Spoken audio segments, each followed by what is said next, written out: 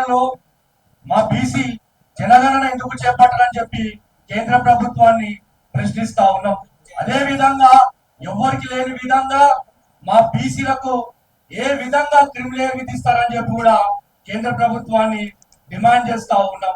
ఈ రోజు ప్రధానమంత్రి గారు బేటీ పడావ్ బేటీ బచావ్ అని అంటున్నారు కదా. ఈరోజు బేటీ ఎక్కడ చదువుకుంటుంది? బేటీ క్యాటరింగ్ పనులకు వెళ్తుంది ఫీజుల కోసం. బేటీ ఈ రోజు అర్థంతరంగా సర్టిఫికేట్ ఇవ్వకపోతే పార్ట్ టైం జాబులు చేసుకుంటా ఉంది బేటీ.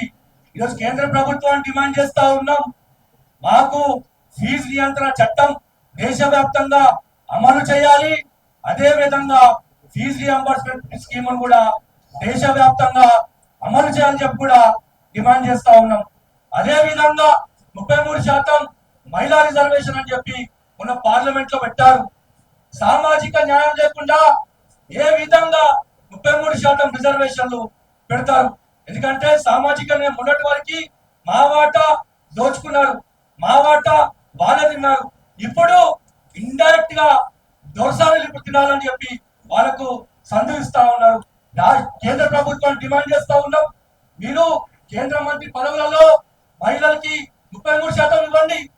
అదే విధంగా పార్టీ అధ్యక్ష పదవులలో 33% ఇవ్వండి.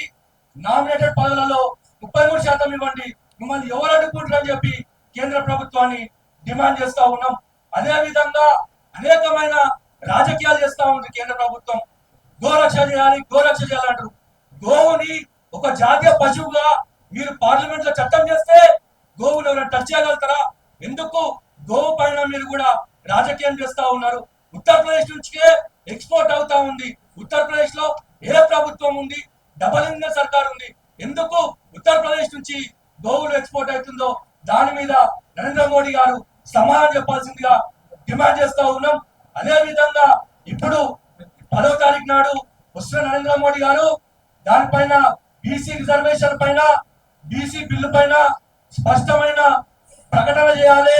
లేకపోతే బీసీ సంఘాల తరఫు నుంచి పెద్ద ఎత్తున నిరసన వ్యక్తం చేస్తామని తెలియజేస్తూ